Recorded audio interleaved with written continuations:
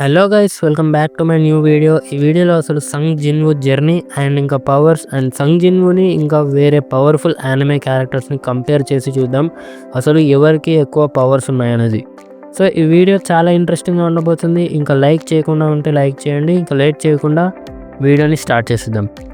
సంగ్ జిన్వూ story start అయ్యేటప్పుడు అతను ఒక ఈ ర్యాంక్ హంటర్, అంటే చాలా వీక్ హంటర్ అని అర్థం. సీరియస్గా చెప్పాలంటే అతను హంటర్ కమ్యూనిటీలో ఒక లాఫింగ్ స్టాక్ లాంటాడు. చిన్న డంజన్లోకి వెళ్ళిన తన లైఫ్ని అరచేతిలో పెట్టుకొని పోరాడేవాడు. కొంచెం స్ట్రాంగ్ మాన్స్టర్ వచ్చిన తను పోరాడకుండా ఎలా తప్పించుకోవాలి అని ఆలోచించేవాడు. మరి ఇంత పిరికివాడు ఇప్పుడు అంత పవర్ఫుల్గా ఎలా మారాలో ఇప్పుడు చూద్దాం. ఇతని లైఫ్లో టర్నింగ్ పాయింట్ ఏంటంటే, జిన్వూ డబుల్ డంజన్లోకి ఎంటర్ అయ్యాక అక్కడున్న హార్డ్ ఛాలెంజ్ని విన్ అయ్యి అతనిని తాను ప్రూవ్ చేసుకుందామని అనుకుంటాడు. ధైర్యంగా ఫైట్ చేశాడు, కానీ ఫైనల్గా అలానే చనిపోతాడు అనుకున్న సమయంలో ఒక మిస్టరీ సిస్టమ్ జిన్వూని సెలెక్ట్ చేసుకుంటుంది ప్లేయర్లా. ఇది జిన్వూకి కొత్త టాస్క్స్ అండ్ లెవెల్స్ని ఇస్తుంది. వీటిని కంప్లీట్ చేస్తున్న కొద్దీ జిన్వూ పవర్స్ అండ్ ఎబిలిటీస్ ఇంక్రీజ్ అవుతాయి.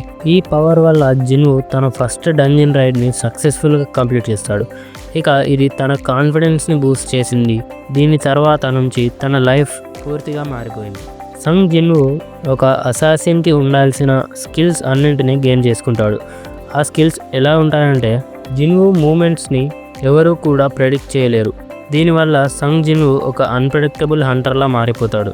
అండ్ దీని తర్వాత తన జర్నీలో ఇంకా ముందుకు వెళ్తే తను ఐగ్రిస్తో ఫైట్ చేస్తాడు. తను చాలా పవర్ఫుల్. ఆల్మోస్ట్ జిన్వూ ఐగ్రిస్ చేతిలో ఓడిపోయేవాడు, కానీ ఎలాగో అలా మేనేజ్ చేసి తనతో గెలుస్తాడు.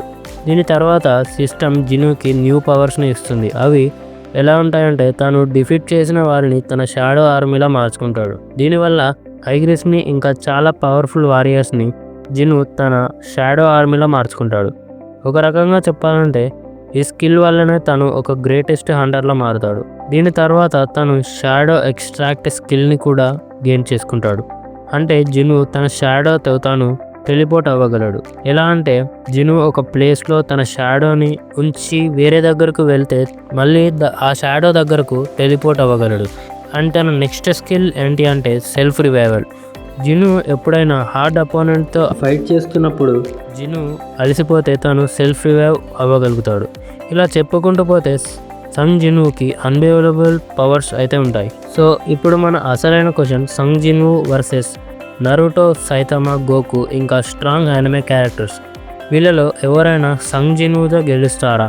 ఒకవేళ మీకు గెలుస్తారు అనిపిస్తే వాళ్ళెవరో కామెంట్ చేయండి. నా ఒపీనియన్ అయితే సంగ్ జిన్వూ అందరికన్నా స్ట్రాంగ్ యానిమే క్యారెక్టర్. ఎందుకంటే అసలు ఎలా చూసుకున్నా జిన్వూ ఒక వన్ మ్యాన్ ఆర్మీలా ఉంటాడు.